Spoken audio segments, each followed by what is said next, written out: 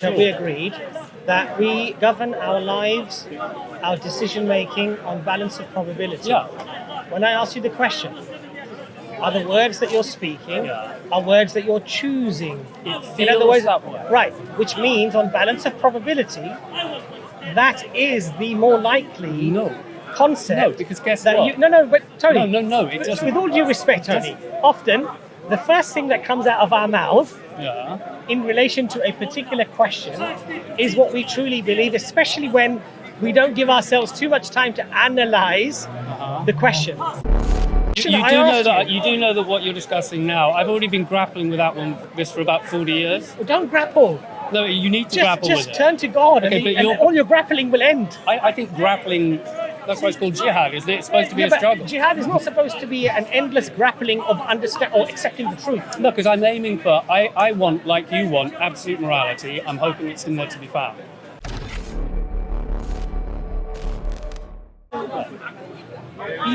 What you're putting on the boil is, what you're keeping on the boil is, I can't think. I'm just experiencing thought, but I can't think. Or I can think, and I can follow a train of thought, and I can control my train of thought. So you have to, in your experience as you are, you know that you exist. I know I exist. Okay. How do you know that?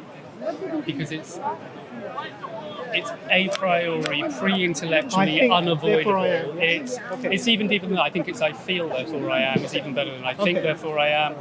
And as I've said to Sabur and God knows who else, I can't help noticing that the name of God means I am, therefore I am.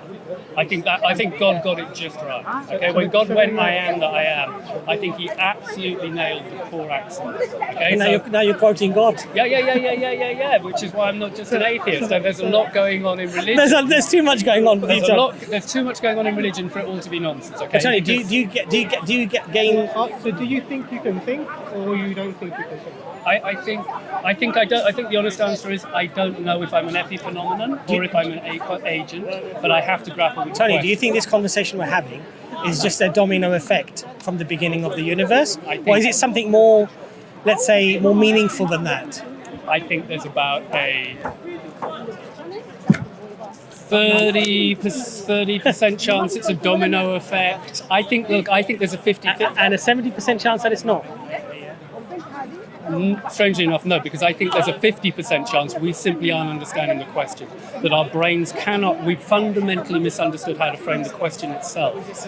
And that it's beyond our current assumptions, that we've got to re-question something behind us in an assumption that we've made. That's not what we're asking. Sorry. Well, I think it may not be that we're in a deterministic or non-deterministic universe. I think the question itself may be a limitation of our thinking. That's not what we're asking. Oh, okay. Sorry. Do you think that you can think, or do you think you can't think? I experience that I think, therefore I can think. The question is, how should I interpret what that means? Is it free choice, or is it So let me add on to that. So are you able to go through? Tony, come over here. I have to keep correcting you guys because you keep moving around. Let's just move over here. Just make sure the peanuts stay in the sand. Yeah, we're covering all the deep stuff. We're bouncing around. The reason I'm asking that we've now question elevated you to prime position. Thank you very much. Yeah. So the reason I'm asking that question is you started off having an epistemic hierarchy that you're using to learn about things, whether that's yourself, how to be in the world, whatever that might be, morality, ethics. But you're also simultaneously holding a position that you're not sure actually if you can think. Yeah, my epistemic hierarchy tells me right now I don't know, and that's the truth, and I should embrace that truth, keep searching, and weigh the probabilities, as you've said. What don't you know that you can't, if you can think or not? I can't be hugely certain that I'm not in a deterministic universe, but on the other hand, I can't assert that I definitely am. I increasingly suspect I may be a pan-psychic universe, which is that consciousness is a property of matter. And I'm starting to become more interested in analytical idealism, which asserts that actually there is no matter, there is only consciousness, and consciousness creates matter as a boundary condition to mediate itself to itself. Both panpsychism and analytical idealism sound intuitively crazy, I agree with you. However, I can't help but notice that all of the options seem crazy, and if I'm looking for self-consistency, curiously enough, they do create self-consistent models once you can get over the crazy gut punch of how crazy they sound. So the consistent model is the dualistic model where you have neurological processes that are necessary for. So it's just like you need a car to work well for the driver to drive it well. If you remove the wheel from the car will run, but not very well, but the driver is intact. So so this is why if we damage a human being's brain, you can see that there's a lack of function. But that doesn't mean that the actual consciousness is affected, the soul itself. It's a good metaphor. Absolutely, I like your metaphor. Absolutely. So now, give a counter argument to your metaphor. Before you do, let me explain it. So the sensible position is that we have an aspect of us, the soul, that thing which is metaphysical, not physical, that is not bound by the laws of nature, and i.e. is not the sodium atoms and how they interact, or whatever particle we're talking about that can bring about something in our minds, isn't controlling that, but that is controlling our thought processes. So. Yeah, and that will give us the ability. This is the consistency. It will give us the ability to think. It will give us the ability to work out what we're doing here. I think, therefore I am, or I feel, therefore I am, and then work out what am I doing here? Where am I going? How did I get here? Existential questions, and then we can get to the point of, okay, I've established that this can't just be one big accident. I don't know, we haven't got there. I'm just talking about the process. And then, therefore, this is a deliberate event. And the only way I'm going to know my purpose is the same way that you now know how the car works, but when you had never seen a wheel and a window and a door, you didn't know what to do with the car. Now, the creator who made you can tell you what you're here for. And then you follow that guidance to live in the world. And that's what Islam, I would say, does, but religion in general is what it's trying to do. Take the information about your reasons for being here and provide them to you from the only source that can give you that information. Your own hermeneutical approach is going to work in the sense that you're fumbling around in the dark without knowing really what you're doing, with the same model as the car. In that you've never seen the wheel, you've never seen the window, you've never seen the doors, and you're just going to smash the window and think it's a shelter and stay there over winter and not use it for its purpose, although it's functional. If that makes sense. Everything you said, look, I hope the model you're presenting is the one, or close to being the one. I really do. It would be the ideal.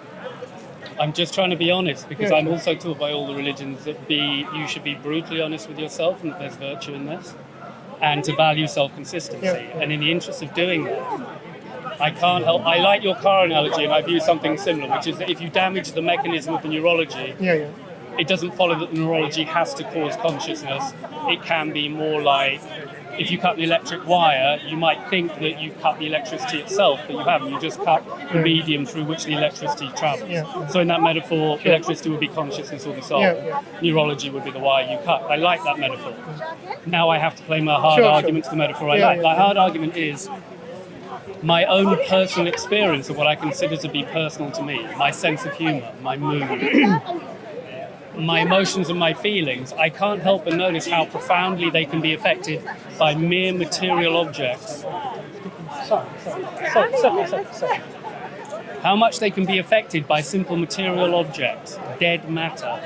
When you introduce it into my system at neurological level, it has horribly profound effects on my internal experience of who I am. Most obvious example being under anesthetic. When you're completely knocked out, any illusion as to who I am or that my power or my boundary conditions or identity can simply be sunk, it seems, by putting chemicals into my body neurologically, I know you guys don't do alcohol.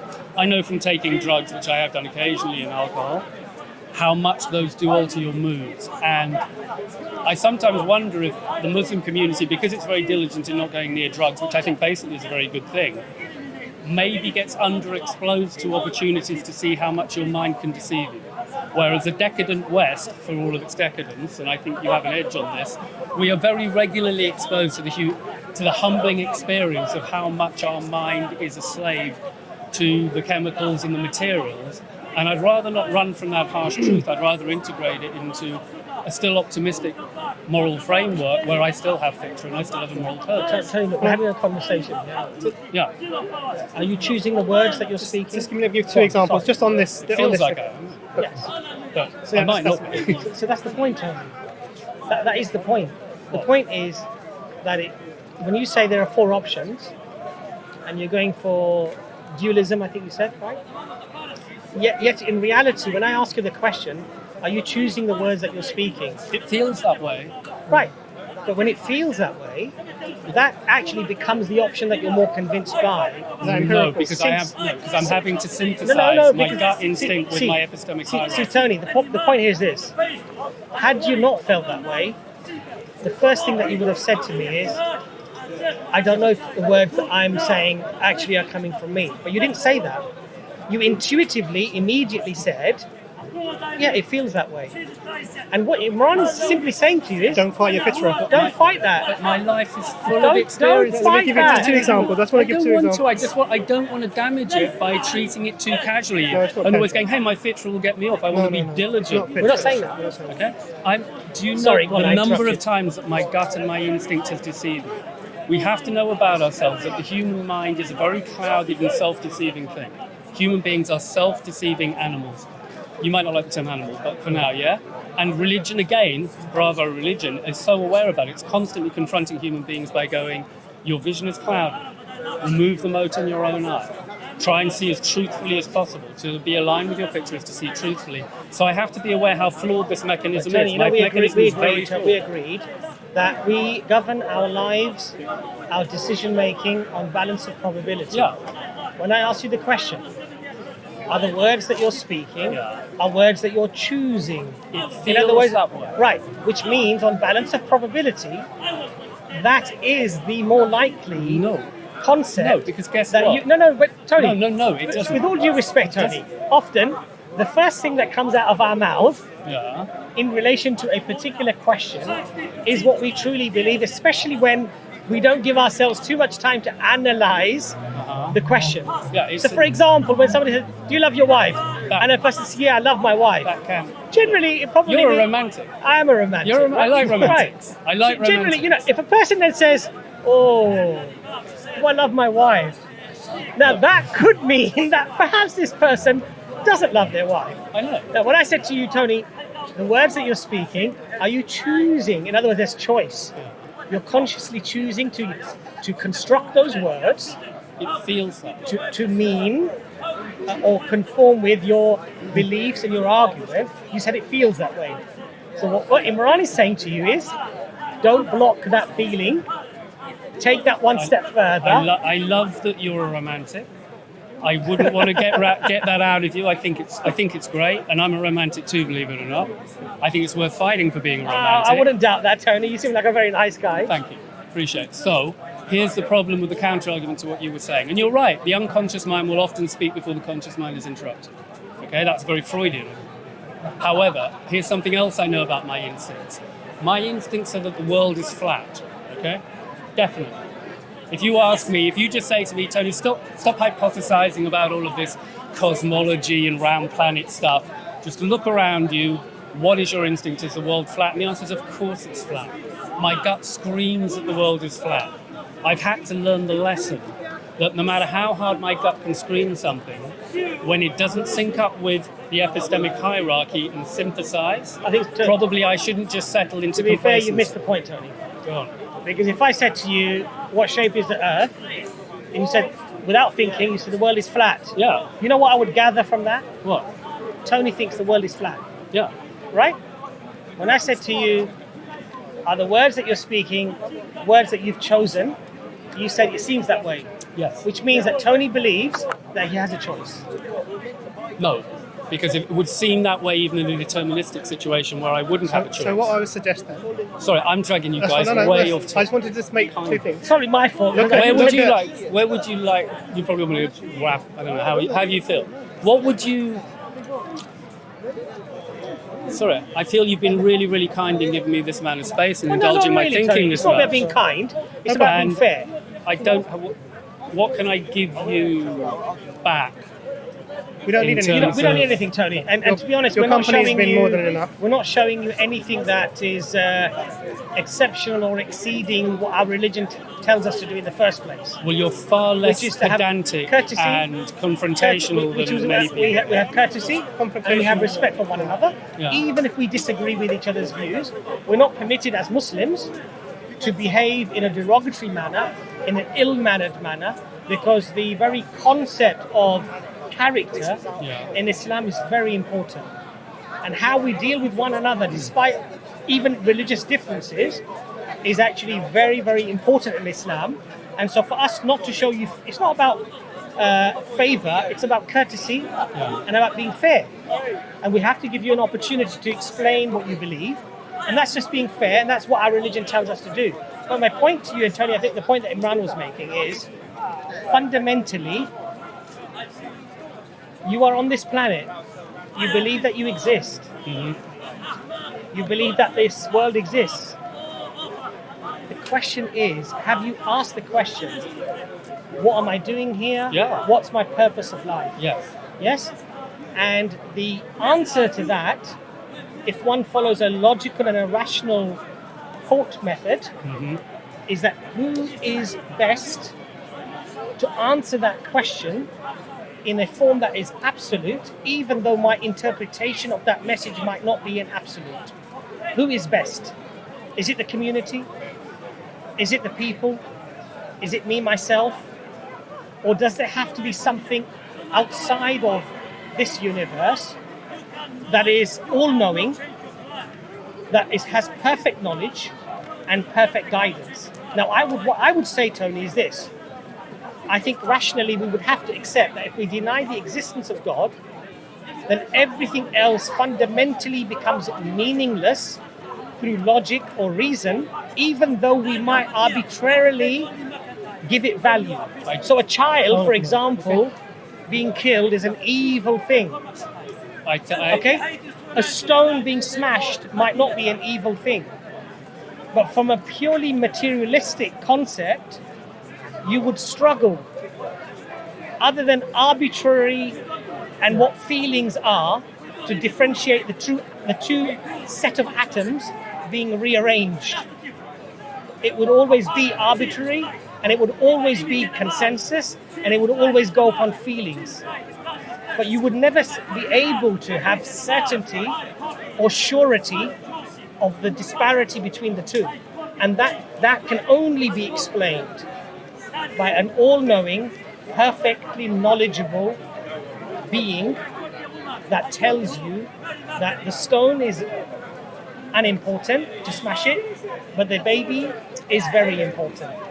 And who assesses that? Who attributes value to that? The Creator. I can say, well, emotionally, I feel very upset when I see that. That's not an absolute, because somebody else might actually gain not benefit, but a pleasure from doing such a thing.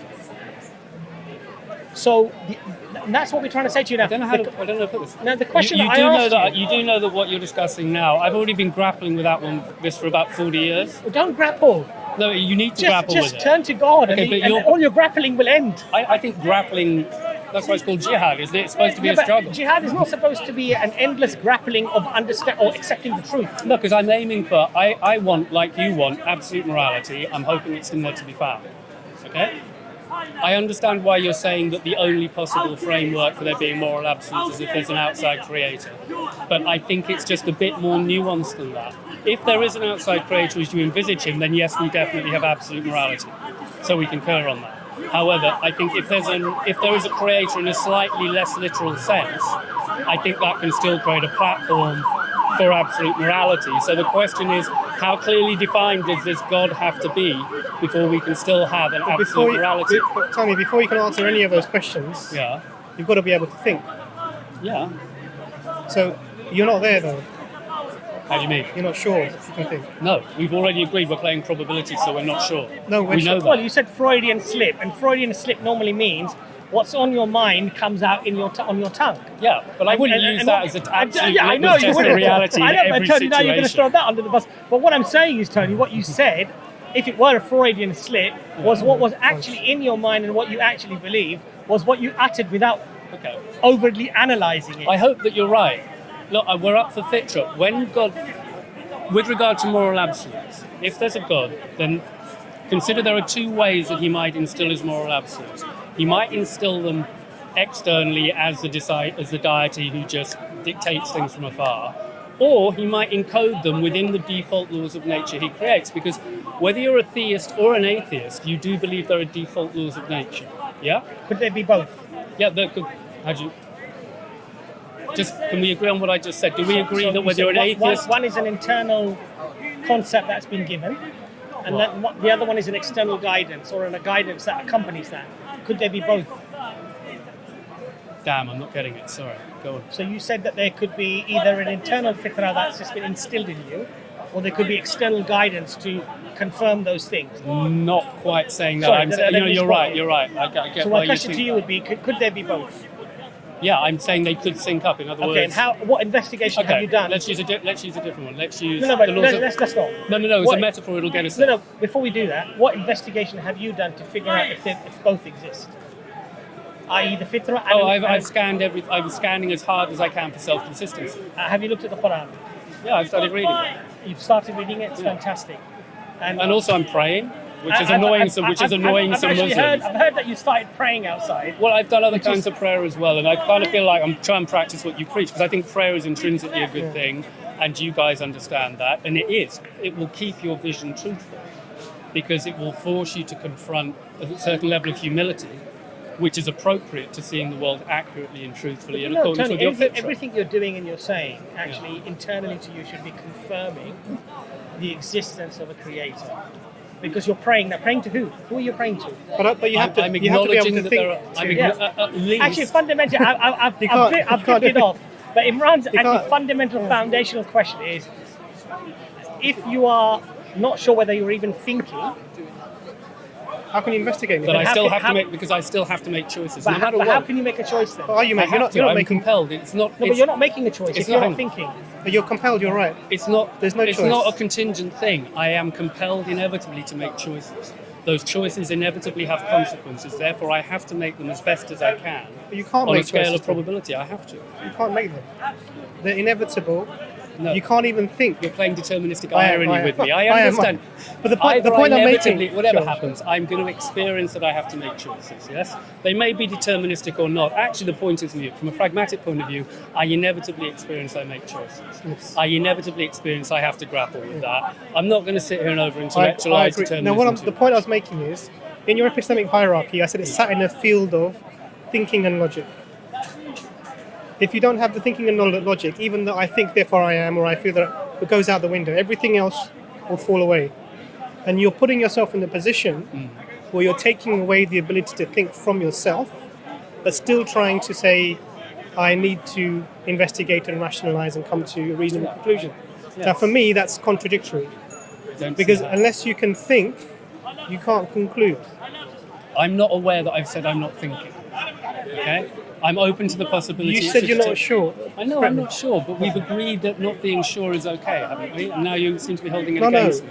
No. We've agreed we're doing things on probabilities, which means we're not sure. The point is, Tony, I don't think we said that. So it's probably worth... the point is that you said that, in effect, it appears to you that you are thinking. Yeah. So that's the most rational concept for you, that you do believe that you do have control of your thought patterns and that you think. I think it highly likely, but I know I can't trust my gut to the 100% degree. There's no such 100%. On balance of probability. Good. Thank you. There's no 100%. On balance of probability, it's far more likely that you believe that you can think about things and you can rationalize them. Even better, it may be academically, because pragmatically I always experience that I think. So now we've moved on. Well, the conversation is probably about a 2-hour conversation. So we've at least moved on. Let's sort of conclude the conversation. But now Tony accepts that most probable thing is that he does think and that he can evaluate. Hang on. I never said you didn't I say did. that. I never said I didn't think. So maybe we haven't moved on the conversation. I'm just saying it is still a point of conjecture as to what do I attribute. I have a sensation of thinking, yes? Is it negligible? And there are different theories as to Tony, what that may manifest. Do you work? Sometimes. Okay. Why do you work? Necessity, you need money. Money? Okay. And what does that money do for you? It enables you to survive and function. Okay. Is that a process that you've established in absence of you deliberately causing that or going through that, i.e. thinking that I need to go to work because I need money? Or is that just an automatic domino effect that's fallen and you're just compelled to go to work? I don't know. If it's a deterministic universe, do you it's feel the like latter. you're compelled to go to work? Wow. Now you're asking deterministic. Do you feel compelled to talk to us? Oh, no, hang on. It would be a choice. So you made a choice. But I might have the illusion of choice. You know where we're at. None of us know if the choices we're making are illusionary or not. To an extent, it's academic and we can move on, because pragmatically and morally, we have to make choices. We have to try and do the best that we can, and we all agree on that. Yeah. So we don't need to disagree on that point. Tony, do you appreciate? So there is a. I will just try. One very quick point, and I'll let Imran come in. Do you appreciate if one were to operate one's life according to those principles? You lose all sense of reality. Which principle? The principle of even doubting whether what you're thinking is through your own rationality or choice. No, not at all. Do you believe that because if you can't think, that has consequences on everything. Why are you putting me into? Sorry, no offense. No, because you're putting me into a corner where you seem to. I'm not suggesting I don't. Because I tell you why. Everything that's meaningful in your life, the love for your child, the love for your wife, the love for your mother, all of that becomes completely irrelevant. You know why? Because you can't think. You're forced to love your wife. But why am I defending the argument that I don't think? I never said that. So do you believe that you do think? I believe that I experience thinking, therefore I think. But do you believe that is forced upon you, or it's a choice that you make? I don't know. I think the odds are. So that's fine. Okay. Yeah, that's fine. But I think the odds are. Let me tell you what I think the odds are. Okay. I think, and I'm still hopeful, the odds are that I do have free will. Okay. I'm hopeful I have free will. I think it's the only at about 50%, despite Sam Harris's arguments. But what I can't do is ignore that I am definitely contained and constrained by deterministic forces to a very fair extent. However, so it's a bit like a river. I think I'm carried by the current of a river, and I can't get off the river, but what I can do is maneuver the raft. I have some wiggle room to make certain choices within the deterministic current. Therefore, I still have free will and choices and moral agency, and that's consistent with your thinking. The problem with someone like Sam Harris's position is it puts all of his intellectualizing and great grand theories and all of this sort of, one of the four horsemen of the apocalypse thinking, just throws it out of the window, a baby with the bathwater, because he can't think. If Sam Harris is saying that our free will and ability to think is an illusion, then what he's saying is that the reason he thinks this, or the reason he's come to this conclusion, is because he had no other choice. Yeah. So what goes out of the window with this position is truth, because you can never arrive at truth. You can only arrive at where the river is taking you. Now, if we are in search of truth, and we're in search of what our purpose is here and how we got here, we are. And now a field in which our epistemic hierarchy is sitting is thought and logic, then you can't take away the thought and logic by saying that I may just be in a deterministic. But if we're accepting that the principal axiom is self-consistency, Sam Harris is presenting a model which is very strong in self-consistency. Although it's abhorrent to me, I respect his intent. Sure. I think the guy is aiming for truth. But he doesn't have intent, because he can't think. No, you still have intent. You can't think. No, you can't have intent. Okay, then you've misconstrued Harris. Harris is in a very strange position. I mean, I've read his book, and he's presenting... The 60-book-page pamphlet, the Free Will book. No, I've read The Moral Landscape. Okay, which is... In fact, I've got it with me with notes. Okay, wow. We can go there if you wish, right? Now, I'm a fan of Sam Harris because I'm a fan of people based on their intent. I don't expect them to always get it right. I don't expect to always agree with them. What's his intent? I think Sam Harris is doing his reasonable best to aim for truth. And I think he's being diligent to certain core principles. And therefore, just because he gets it right or gets it wrong, that to me is secondary. He's a voice to respect and listen to. What are his core principles? His core principles, I think, are being true to a principle, believing he lives in a self-consistent universe and trying to round that data and simultaneously care about moral absolutes. I think he passionately cares about moral absolutes in a way you guys do. And although you're coming at it from different directions, you share a common passion in that sense. And I share that passion as well, because we are not blank slates. So one of the problems with his approach is everything about you, your thoughts, your decisions, everything that you make, and your intent is a conscious process. It's all determined. There's no way for you to come outside of that. It cannot be any other way. Therefore, the person who is a murderer or who is whatever, they were inevitably led to this place. Uh-huh. The same then applies to him. the fact that he's thinking these things Yeah. also means that he had no other choice. Yeah, no, but to you're be right. in It's that very place. paradoxical. And the reasons he applies that is, he says in his own book, he says is that he's trying to fit that onto the scientific model. Yeah. And science says that there is only the physical world. There's nothing outside of this. No, hang on. Harris is absolutely not Harris's I know position. he disagreed with it. No, Harris's position is clearly not that the only I thing is understand. material. I understand that. But We all agree I on agree. qualia, yeah? I understand. Harris says the primary thing, he agrees with that on the epistemic hierarchy. Harris agrees that I am is the primary thing you know, and that is not material, it transcends material. Great, I understand that. But the model that he's trying to fit this free will, deterministic world view on, is the scientific model. Because if you read this book, he talks about chemicals and genes and environment, and he doesn't talk about anything outside of this. And even he goes to the point of saying that if you had a murderer or a psychopath soul, then you would be a psychopath. So he believes even the metaphysical is determined. Yeah. So he doesn't. He's a hard determinant. Completely, and that's the problem now. And what's the problem is, he can't escape his whatever he's determined to do. So whatever conclusions he's going to make are going to be predetermined. He can't make any other conclusion. I'm not. You're singing to the preaching to the converted. So the problem I'm with not this- a hard determinism. All I'm saying is, I can't, in good faith, discount the integrity of his thinking. No. So this is what I'm saying to you. That's So all. the point that you I'm making seem to is have gone, it must be No, wrong no. because it feels bad. No. I'm going, We're it not saying feels that. bad, but it might be true. No, we're not saying that. So what I'm saying about him is that he can't make any other conclusion because of his own worldview. And what goes out of the window when you have that worldview is truth. You can't access that because you have no way to control your Define thoughts. truth. Coming to any conclusion about anything, let's just make it very, very, very vague. Coming to any conclusion about anything, you cannot, because you can't even follow a thought process, because that's determined for you. So you being in the position that you are in Sam Harris's worldview, you couldn't have been in any other way.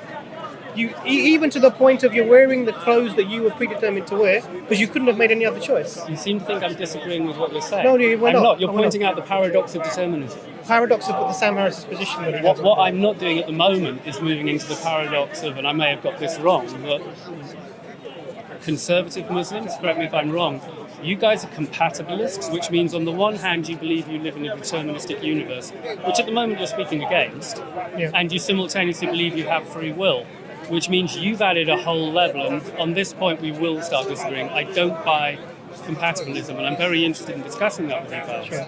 I think you can have your cake or eat it, but you cannot have both. So this is where dualism comes in. What do you mean, mind-brain dualism? So the metaphysical soul is not determined by the laws of nature, and therefore can independently think and come to conclusions and allow you to make more choices, because it can override whatever neurological process. Then you're not a hard determinist. No. Okay, excellent. So, but a lot of what Muslims will present that so they what are. that allows me to do, in my worldview, is to think and come to conclusions.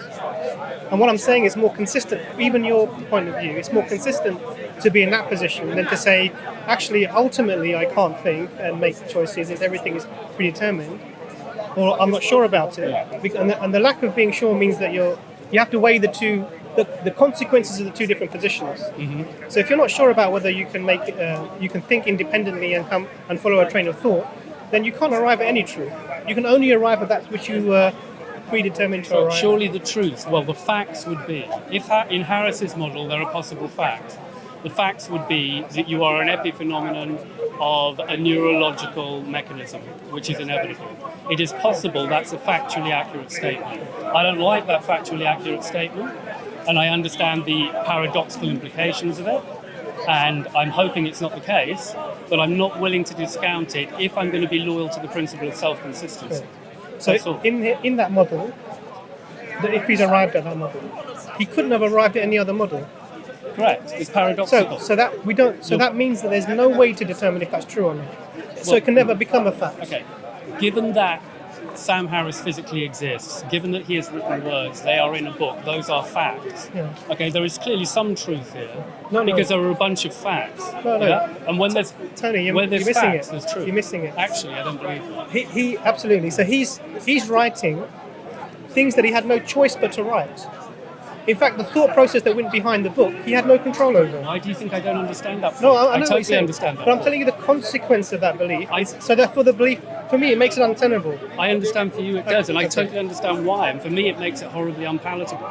It's just we've reached a slightly different emotional conclusion. I get the impression. You've reached the conclusion that it's so unpalatable, you've just got to get rid of it. It's not about palatable or unpalatable. It's not palatable. It's not about feeling. It's a cogent, self-consistent model that I have to give some respect to, even though I'm not embracing it. No, That's all I'm saying. No. You can respect. And it fits in I with- don't know why it's cogent. Exactly. Because what data contradicts it, apart from...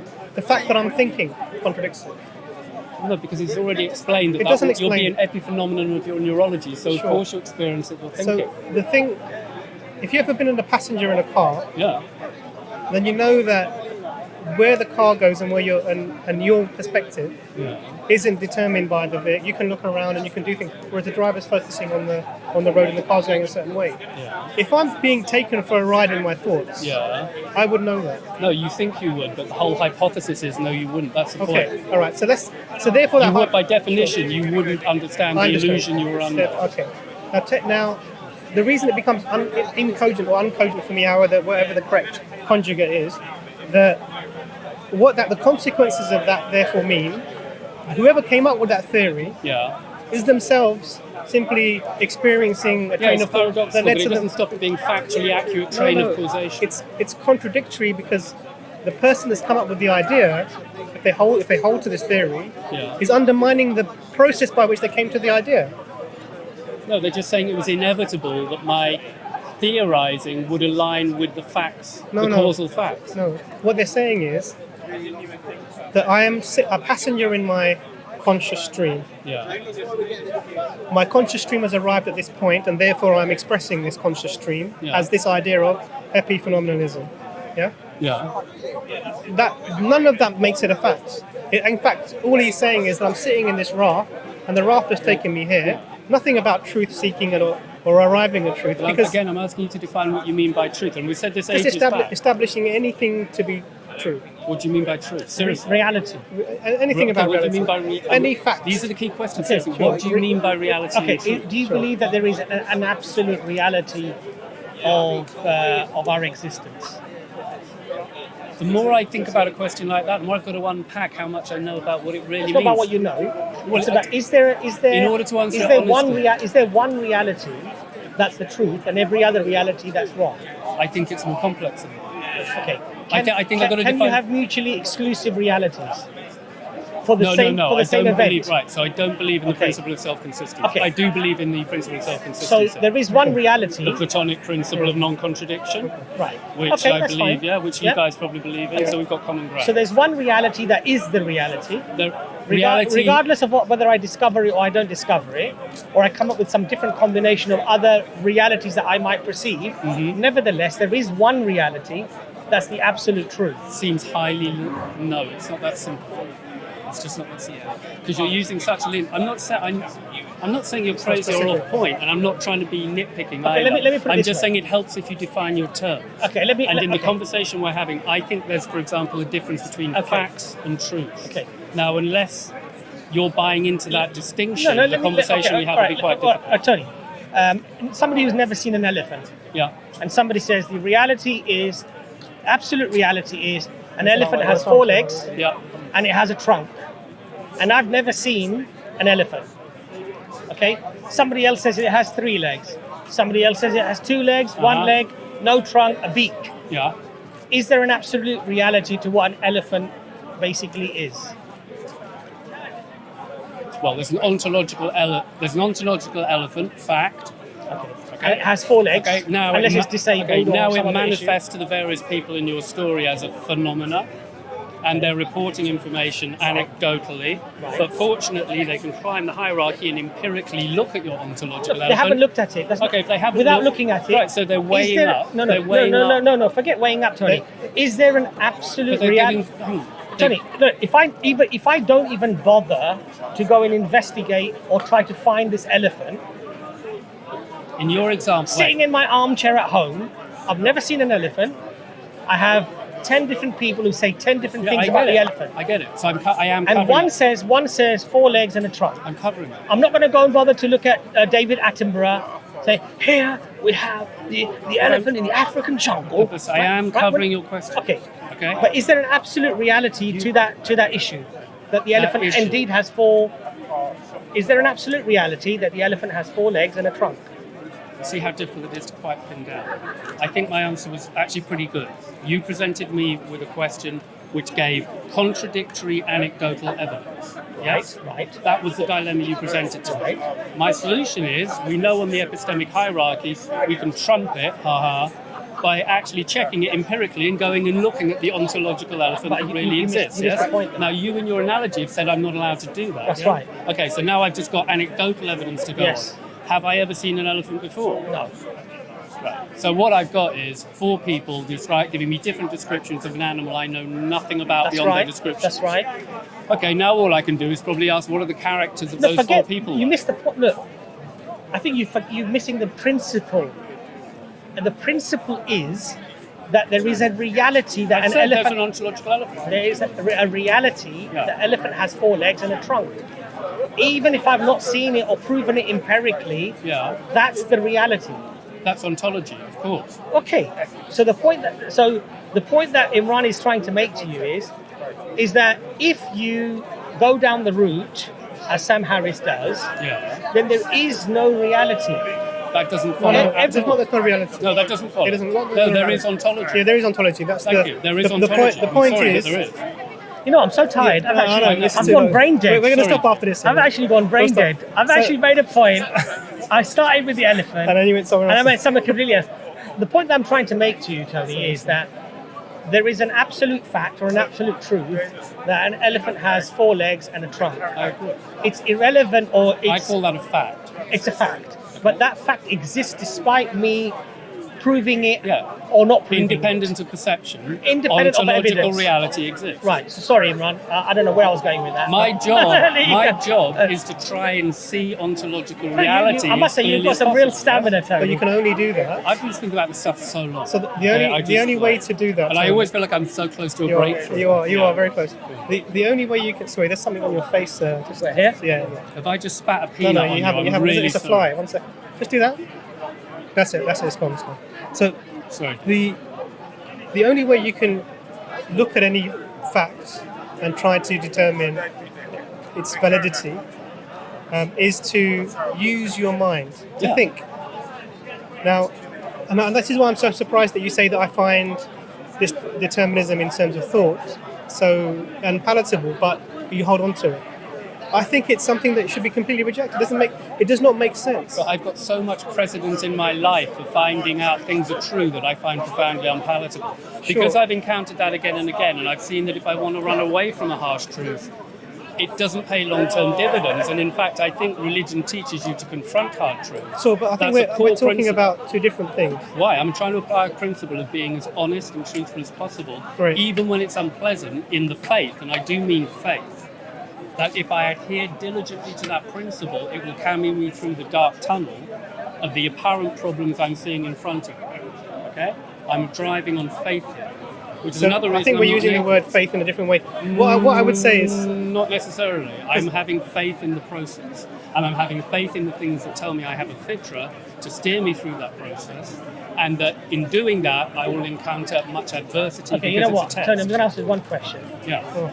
Let's say, for argument's sake, that I'm right, God exists. Okay, fine. Let's say, for argument's sake, I'm right, the Quran is from God. Yeah. And that the Prophet Muhammad, peace be upon him, was indeed the Prophet of Allah. Okay. What strategy are you going to apply to either accept or reject that notion? I'm going to look at what's being said for self-consistency. Right. I'm going to use my gut instinct in my heart. Right. And I'm going to use my epistemic hierarchy and try and synthesize all of that as best I can to make the most honest choice I can. And then I'm not going to assume I know a definite answer, but I'm going to keep re-inspecting it and looking for cracks, and that's the best I can do. And I think that's what my fitrah demands. But are you going to believe that that is being obtained through your rationality, or you're predetermined to just think that? If I can discount determinism, because whether it's the case or not, pragmatically it makes no difference, actually. So although it's interesting to talk about determinism, in a way we can dump it, right? Because if it's deterministic, inevitably I'm going to be doing this, and if it's not deterministic, I'm going to choose. So let's ditch determinism. In terms of moral agency, I got to make choices. I want to make the best choices possible. Okay? So if you're a moral agent, then you're your decisions cannot be predetermined, because therefore that will take morality away from you. Well, I'm saying we could let determinism go. I agree with you. Right, I'm agreeing with you. just brought it back in. And I'm just agreeing with you. Okay, so let's determinism, not because it may not be the truth, but because it has actually zero consequential basis impact on me making the moral decisions which are important. Even though I'm not generally a consequentialist, because I'm really not, but in this particular instance, I might just ditch it. So I agree with you, but maybe for different reasons. So we would take, this is what the point I was making, the determinism is not tenable, because it will take away from you things like morality and the ability to make choices and thinking through a process. Yeah.